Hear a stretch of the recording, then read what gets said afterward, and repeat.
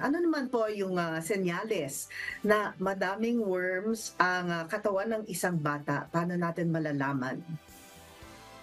Sige po. So, sa mga bata, kung very mild ang infection ng worms, minsan wala po silang simptomas. Okay? Kaya minsan, hindi natin sila masyadong napapagtuunan ng pansin or na ipapa-check up kasi minsan talaga it can go na matagal na pero walang symptoms, pero pag heavily infected ang isang bata, ito na yung mga marami na siyang simptomas like masakit yung tiyan, minsan dumudumi siya na lumalabas na po yung bulate doon sa dumi, pwede rin po na ang bulate no lumabas sa ilong, lumabas sa bibig.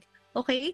And then next would be, ito rin po yung mga bata natin na minsan makati yung puwet or masiselang bahagi ng katawan, especially at night.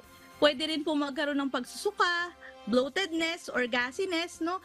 Maaari rin po na magkaroon ng at least matinding pagsakit ng katawan, lalo na po kung nagkaroon na po ng parang ball of worms in the intestine, meron na silang mga obstructive symptoms. Ah, meron palang gano'n? Ball of worms? Yes. Yes, miss. Opo, kasama din po yung mga Oh. madalas namumutla, okay, yung mga madalas nanghihina, no? Yung mga madalas wala silang ganang kumain, yung hindi po tumataba, hindi nag-gain ng weight. Pwede pong ito yung mga simptomas ng ating worm infection sa mga bata. Naku, Miss Jackie ha, mga nanay ha.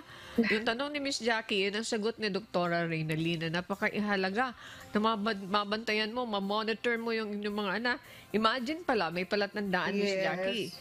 Kapag may ball of Sa worms iba na, naman po, minsan sinasabi nila lumalaki yung tiyan. yung malaki yung tiyan. Tapos sabi gano'n ni Opo, pero Doktora, hindi po lahat namumutla. ng paglaki ng tiyan, sanhi po nito is laging bulate.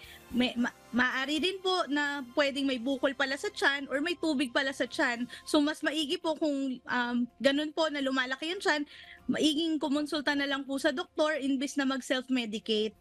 Okay. Miss Jackie, bago sa tanong niyo po, ito, Doktora, isingit ko po ito, Doktora Reynalyn. Totoo bang Yes po. kapag malikot daw yung bata, ay may madaming bulati sa katawan po? Okay. So hindi naman po, ang kalikutan po talaga is ano siya, nature talaga ng bata na maging active, maging malikot, no? It doesn't mean na marami silang worms, pero yung pangangati ng puwet, yung sa gabi, no, yung medyo nagkakamot-kamot sila, yun pwede pong maging senyales na meron tayong worm infection sa puwet. Okay, nanay, na mga Naku. nakikinig, gayon, palatandaan na yan. Ibalik ko sa inyo si Doktora Reynalyn, Miss Jackie. Thank you po. Yes. Thank you, Miss Annie.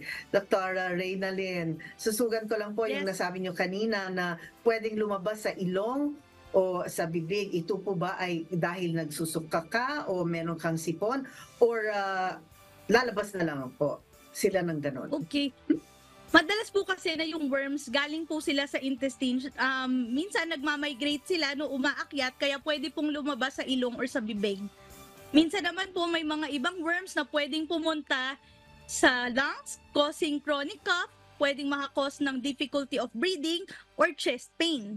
Okay? May ibang worms din po na pwedeng tumagos at pumunta sa liver, pwedeng makakos ng liver abscess or magkakaroon ng nana sa area ng liver. And then next would be kung mag-cross at umakyat sa level ng brain, ito po yung mga pasyente natin na medyo mas malala na kasi convulsion or seizure na po ang nangyayari sa isang pasyente.